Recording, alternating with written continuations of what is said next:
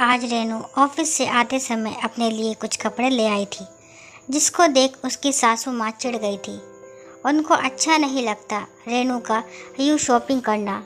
लो, फिर एक नई साड़ी। लगता है पूरी तनख्वाह कपड़ों पर ही खर्च करती हो। अलमारियाँ ठूस ठूस कर भरी है, लेकिन मन नहीं भरता है। वैसे कितनी तनख्वाह मिलती है तुम्हें बहू? सिद्धि से ज़्यादा मिलती है या कम? ऑफिस जाने के लिए निकल ही रही थी, रेनू को टोका सासू माँ ने। रेनू को गुस्सा तो ऐसा आया कि करारा जवाब दे, लेकिन बड़ी है और सुबह सुबह अपना भी मूड खराब नहीं करना चाहती, इसलिए स्कूटर की चाबी उठाई और चल दी। देखा, घमंड तो इतना है कि जवाब तक नहीं देती। उधर मेरी बेटी है, सादगी और विवेकशीलता का दूसरा नाम। इतने बड़े पद पर है, लेकिन गिनती की साड़ियाँ रखती है। बड़बड़ाती हुई लहसुन छीलने लगी सासू माँ और बेटा भी नहाने चला गया। उनकी बात को अनसुना कर, यह लीला देवी है जो अपने बेटे करण और बहू रेणु के साथ रहती है। जैसा कि ज़्यादातर घरों में होता है, जिसके साथ रहते हैं उससे कभी संतुष्ट नहीं होते वृद्ध लोग। लीला जी उनमें से ही एक हैं। रहती रेणु के साथ हैं, लेकिन अच्छी लगती है दूसरी बहू और बेटी सिद्धि। रेणु एक प्राइवेट कंपनी में नौकरी करती है। बड़ी शौकीन और खुशमिजाज औरत है वह। बड़ी मेहनत करती है और खुलकर जीती है। ज़्यादातर महिलाओं की तरह उसे भी नए नए कपड़े पहनने और तैयार होकर रहने का शौक़ है। अपने पैरों पर खड़ी है और समझदार भी, इसलिए पति देव भी कोई आपत्ति नहीं जताते। लेकिन सासू माँ, उन्हें बिल्कुल पसंद नहीं उसका यूँ कपड़ों पर खर्च करना। ऐसा नहीं है कि ज़रूरत से ज़्यादा खर्च करती है या सिर्फ अपने बारे में सोचती है, लेकिन कपड़ों को व्यवस्थित रखना भी एक कला है जो बहुत अच्छे से जानती है रेनू। इसी वजह से उसके कपड़े हमेशा नए दिखते हैं, जो सासू माँ को भ्रमित कर देते हैं। ऐसा भी नहीं है कि वह सासू माँ के कपड़े गंदे रखती है या उनका ध्यान नहीं रखती। वह सबका ध्यान रखती है, लेकिन जिसे संतुष्ट होना ही नहीं हो उसका क्या, इसलिए बार बार सुनाती रहती है और तुलना करती रहती है। खासकर अपनी बेटी सिद्धि से बहुत तुलना करती है, जो अक्सर नाराज़गी का कारण बनता है घर में। इस तरह अनजाने ही खलनायिका बन जाती है सिद्धि, जो इन सब बातों में बिल्कुल दिलचस्पी नहीं लेती। व्यस्त होने के कारण ज़्यादा समय तो आ नहीं सकती सिद्धि दीदी, लेकिन जब भी आती है मम्मी का यही राग चलता रहता है और उन्हें समझाने में ही पूरा समय निकल जाता है। इस चक्कर में भाई भाभी के पास तो बैठ भी नहीं पाती और उन्हें भी गलत फहमियाँ होने लगती हैं। आज फिर यहाँ से गुजर रही थी सिद्धि तो माँ से मिलने आ गई।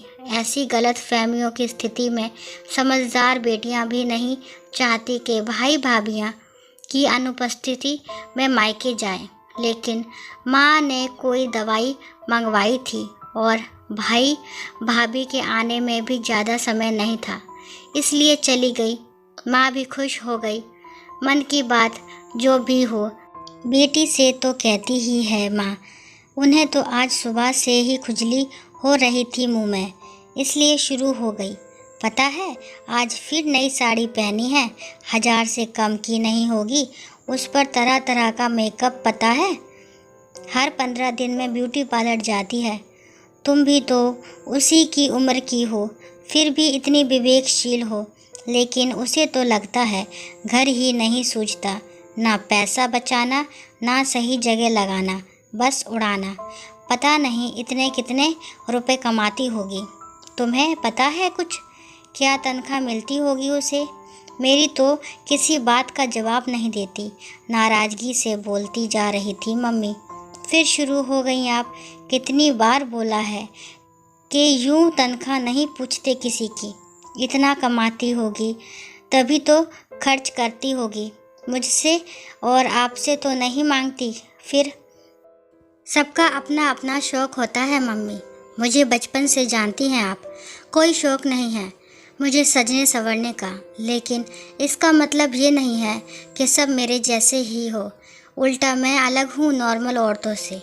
जिस तरह आप अपनी बहू को सुनाती हो कि खर्च करती रहती है और नखरे करती है, उस तरह मुझे ये कहते हैं कि कंजूस है। पर क्या करूँ, ना पसंद है ना आदत, इसलिए बोलने देती हूँ। सिद्धि ने जवाब दिया, अरे शौक़ पूरे करने से कौन मना करता है, लेकिन बचत भी तो कोई चीज़ है। ऐसे ही चलता रहा तो बुढ़ापे के लिए क्या बचाएगी। पता है, उसकी उम्र में मैंने खुद की बचत से 10 तोला सोना खरीदा था और ये कपड़ों में उड़ा रही है।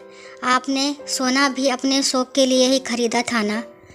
जैसी खुशी आपको सोना पहनकर होती थी, वैसी इसे इन सब चीज़ों से मिलती है। कौन कहता है कि वह बचत नहीं करती।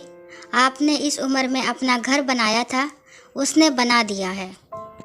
वो भी तो ये बात आपको सुना सकती है, लेकिन ये उसकी समझदारी ही है कि आपकी इज्जत करती है। फिर ज़बरदस्ती क्यों बेइज्जत होना चाहती हैं आप। दुनिया देखी नहीं कैसे कैसे बेटे और बहुएं होती हैं।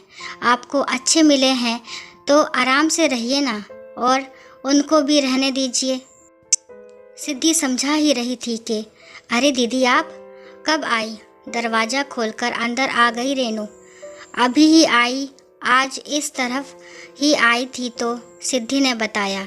अच्छा चाय लोगी ना, शाम का खाना यही बना रही हूँ, खाकर जाना, किचन में जाते हुए बोली रेनू।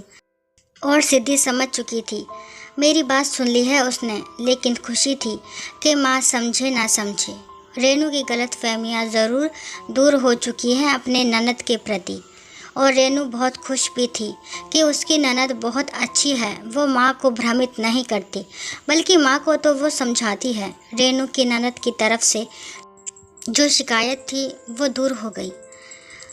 दोस्तों, आशा करती हूँ ये कहानी आपको पसंद आई होगी। अगर कहानी पसंद आती है तो मेरे चैनल को लाइक, शेयर और सब्सक्राइब करना ना भूलें। और इस कहानी के बारे में आपके क्या विचार है कमेंट बॉक्स में ज़रूर बताएं। और कहानी को लास्ट तक सुनने के लिए थैंक यू।